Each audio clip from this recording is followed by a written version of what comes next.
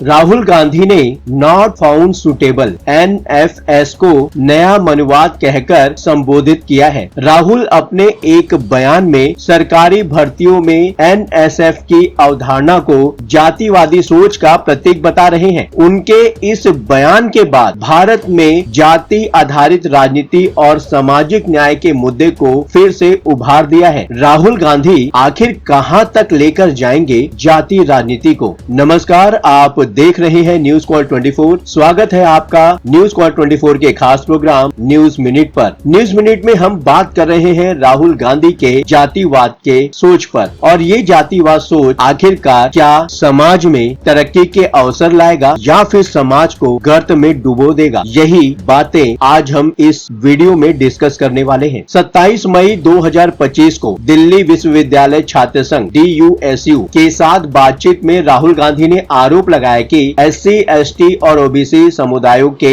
योग्य उम्मीदवारों को NFC के बहाने शिक्षा और नेतृत्व की भूमिकाओं से जानबूझकर वंचित किया जा रहा है। यह बयान उनकी लंबे समय से चली आ रही जाति जनगणना और सामाजिक न्याय की वकालत का हिस्सा है, जिसे उन्होंने भारत जोड़ो यात्रा 2022-2023 और भारत जोड़ो न्याय यात्रा 2024 के माध्यम से जोर शोर से उठाया। 2009 में राहुल गांधी ने कहा था कि वह जाति व्यवस्था में विश्वास नहीं करते, लेकिन अब वह इसे अपनी राजनीति का केंद्र बना रहे हैं। जाहिर है यूं ही तो बात नहीं है। राहुल गांधी एक्स पर लिखते हैं, नॉट फाउंड सुटेबल अब नया मनुवाद है। SC, ST, OBC के योग्य उम्मीदवारों को जानबूझकर अयोग्य ठहराया जा रहा है ताकि वे शिक्षा और नेतृत्व से दूर रहे। बाबा साहेब ने कहा था, शिक्षा बराबरी के लिए सबसे बड़ा हथियार है, लेकिन मोदी सरकार उस हथियार को कुंद करने में जुटी है। दिल्ली यूनिवर्सिटी में 60% से ज्यादा प्रोफेसर और 30% से ज्यादा एसोसिएट्स प्रोफेसर के आरक्षित पदों को NFS बताकर खाली रखा गया है। यह कोई अपवाद नहीं है। IIT, सेंट्रल यूनिवर्सिटीज, हर जगह यही साजिश चल रही है। NFS संविधान पर हमला है। NFS सामाजिक न्याय से धोखा है। ये सिर्फ शिक्षा और नौकरी की नहीं, हक, सम्मान और हिस्सेदारी की लड़ाई है। कांग्रेस नेता लिखते हैं, मैंने DUSU के छात्रों से बात की, अब हम सब मिलकर BJP RSS की हर आरक्षण विरोधी चाल को संविधान की ताकत से जवाब देंगे। वीडियो में आगे बढ़ने से पहले एक छोटी सी रिक्वेस्ट है, चैनल को सब्सक्राइब करें। कमेंट में जरूर बताएं कि आप ये वीडियो कहां से देख रहे हैं। मैं हूं आपके साथ सुशील गिरीश। आइए एक एक करके आपको सारी बातें बताते हैं। NFS का उपयोग विश्वविद्यालयों में तब होता है जब चयन समिति यह निर्णय लेती है कि कोई उम्मीदवार, भले ही वह आरक्षित श्रेणी से हो, पद के लिए उपयुक्त नहीं है। राहुल गांधी का तर्क है कि यह प्रक्रिया योग्यता को सामाजिक विशेषाधिकार के साथ जोड़कर SC, ST और OBC उम्मीदवारों को हाशिए पर ढकेल रही है। SC, ST, OBC के योग्य उम्मीदवारों को जानबूझकर अयोग्य ठहराया जा रहा है ताकि वे शिक्षा और नेतृत्व से दूर रहे। उन्होंने डॉक्टर BR अम्बेडकर का हवाला देते हुए कहा कि शिक्षा समानता का सबसे बड़ा हथियार है, लेकिन केंद्र सरकार इस हथियार को कुंद कर रही है। राहुल गांधी ने पिछले कुछ वर्षों में जाति जनगणना को अपनी राजनीतिक रणनीति का केंद्र बनाया हुआ है। उनकी भारत जोड़ो यात्रा और भारत जोड़ो न्याय यात्रा ने सामाजिक न्याय और दलित पिछड़े समुदायों के सशक्तिकरण को मुख्य मुद्दा बनाया। उनकी मांग है कि जाति जनगणना न केवल जनसंख्या की गणना करे, बल्कि आर्थिक और संस्थागत असमानताओं को भी उजागर करे, ताकि नीति निर्माण में 90% आबादी OBC, ST, SC और अल्पसंख्यक को उचित प्रतिनिधित्व मिले। राहुल गांधी ने तेलंगाना में जाति जनगणना को मॉडल के रूप में पेश किया, जहां तक कि जहां यह दिखाया गया कि 90% आबादी दलित, आदिवासी, OBC और अल्पसंख्यकों की है। उन्होंने दावा किया कि राष्ट्रीय स्तर पर भी यही स्थिति होगी और OBC 50% से अधिक होंगे।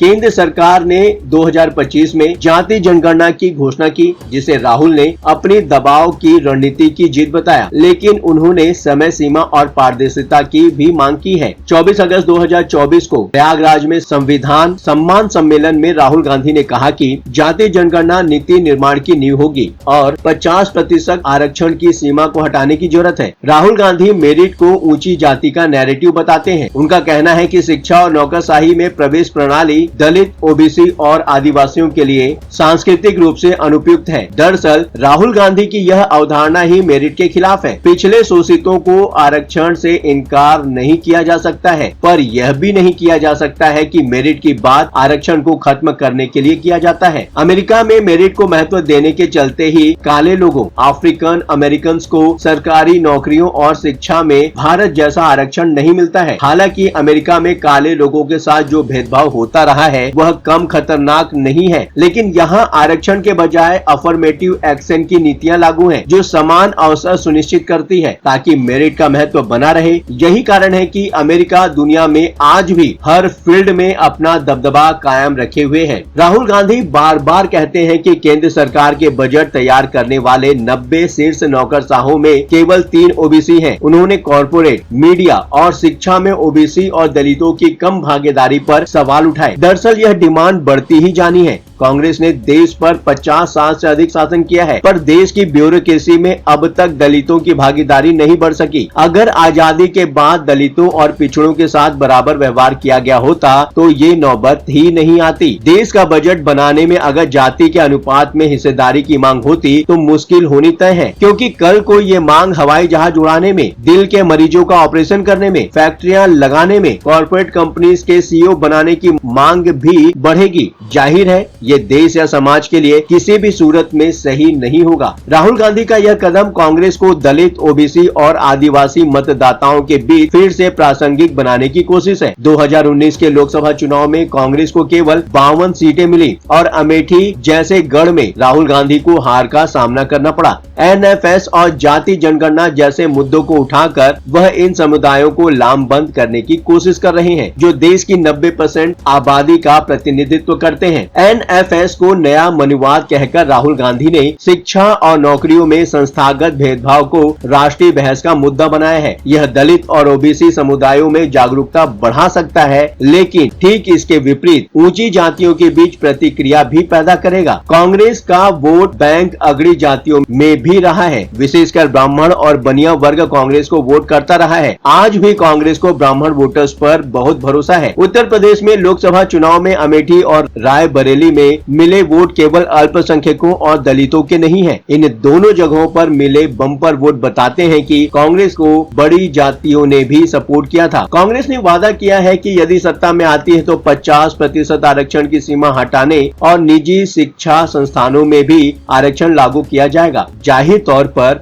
उनका ये वादा जातिगत राजनीति को और भी मजबूत करेगा। जाति जनगणना के डेटा का उपयोग करके संसाधनों का पुनर्वितरण और नीति निर्माण में समानता लाने की उनकी योजना दीर्घकालिक सामाजिक परिवर्तन ला सकती है, पर समाज कितनी बुरी तरह से टूटेगा इसकी कल्पना भी नहीं की जा सकती है। क्या आप मेरी बात से सहमत हैं? उम्मीद करता हूँ आपको हमारा ये वीडियो पसंद आया होगा। अब बारी है आपकी। बेझिझक अपनी राय कमेंट बॉक्स में शेयर करें। यदि आप अपनी बात न्यूज कॉल 24 तक पहुंचाना चाहते हैं, वीडियो में नीचे दिए गए नंबर व्हाट्सएप नंबर 9998323655 पर आप हमसे व्हाट्सएप द्वारा सीधे संपर्क कर सकते हैं। फ्रॉड और धोखाधड़ी करने वालों से सावधान रहें। किसी भी प्रकार के तथ्यों की जांच और सत्यता की पुष्टि के लिए आप स्क्रीन पर दिए गए व्हाट्सएप नंबर पर डिटेल भेजकर सत्यता की जाँच कर सकते हैं। यदि अभी तक आपने हमारे इस चैनल को सब्सक्राइब नहीं किया है तो देर किस बात की, वीडियो को लाइक करें, चैनल को सब्सक्राइब करें। अब आपकी बात नहीं रहेगी अनसुनी। आपके विचार कमेंट बॉक्स के माध्यम से हम तक जरूर पहुंचाएं। फिर मुलाकात होगी। लगातार खबरों के लिए बने रहिए न्यूज कॉल 24 के साथ।